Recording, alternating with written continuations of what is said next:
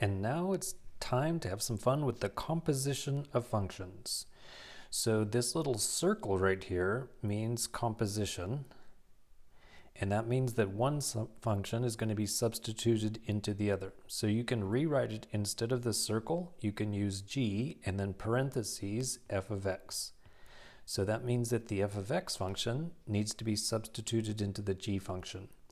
And before I even look over to the right and see what those are, I can say, well, that just means you've got the g function, and then in the parentheses, you're going to replace it with the f function.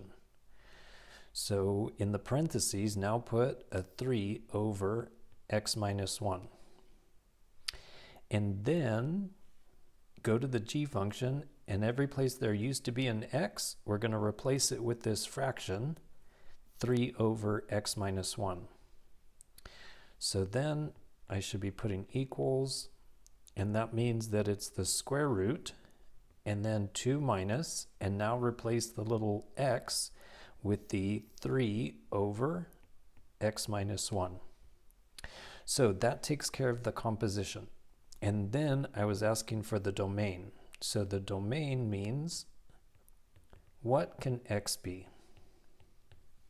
And there's two main rules. One is you cannot divide by 0. That means the bottom part right here cannot equal 0. So that means that x minus 1 cannot equal 0. And if you just add 1 to both sides, that means that x cannot equal a 1. All right, that's one important thing. Then the other important thing is you cannot take the square root of a negative. That causes imaginary numbers. And so that means that everything inside of the square root cannot be a negative. So all of this blue blob, all of that blue part has to be bigger than or equal to 0. So that means I have to have, or I need 2 minus 3 over x minus 1 needs to be bigger than or equal to 0. And then we need to solve for x. So what I would do is get a red pen and say, add this to both sides of the inequality. And then these will cancel, leaving only the 2 on the left side. And then it'll say bigger than or equal to 3 over x minus 1. All right. Then how do we solve this? Well, what I would like to do is multiply both sides by x minus 1. The only thing is, when you multiply an inequality, if you multiply by a negative, you'll actually have to switch the direction of the inequality.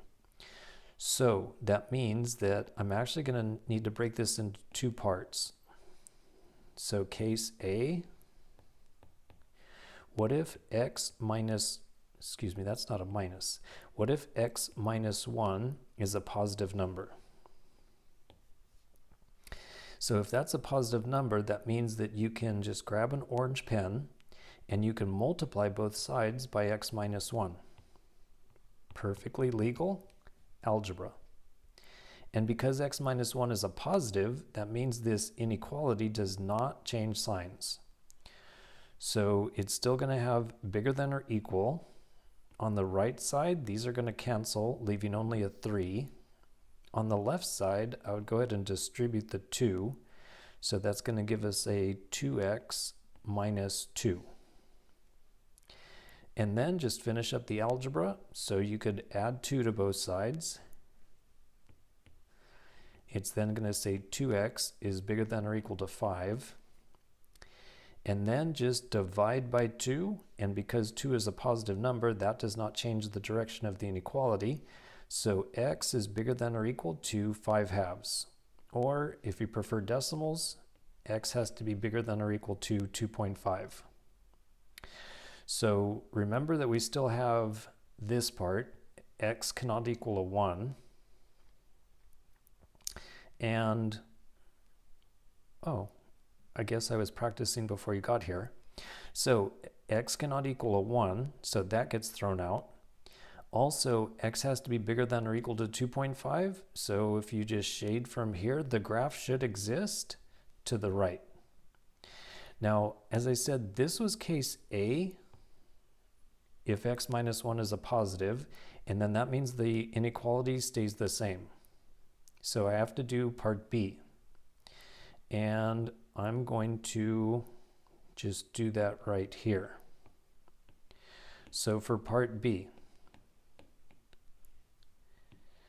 what if x minus part B, what if x minus 1 is a negative number?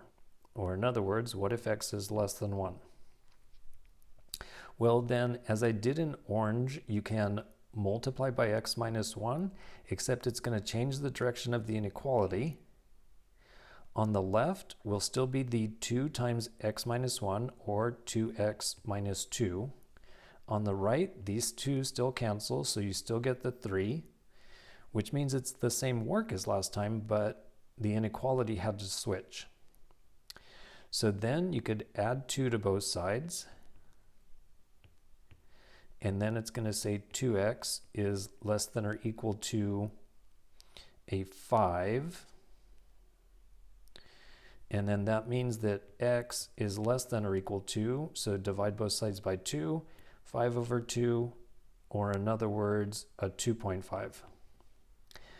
But this is also saying x has to be less than 1, and x has to be smaller than 2.5.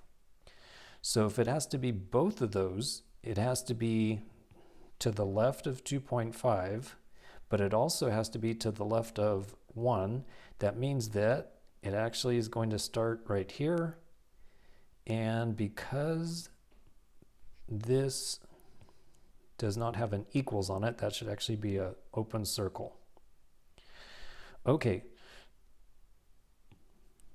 So that means that the domain is going to be to the left of 1. So I already had in black the right side. Now I just need to say the left side. So union, oh, that should be in black. Hold on. Union, so to the left, somewhere over here would be negative infinity until you get to the 1. So from negative infinity to 1. And then that will be the domain. So, in other words, let me just clean this up. In other words, if you go to the left of 1, then the graph should exist over there. If you go to the right of 2.5, the graph should exist right there. But in the middle, the graph n'existe pas. There should be no graph between 1 and 2.5. And I'm now going to graph it and see if that's right. So I need to go back to the function right here. Oops, that's supposed to be the highlighter. Sorry about that.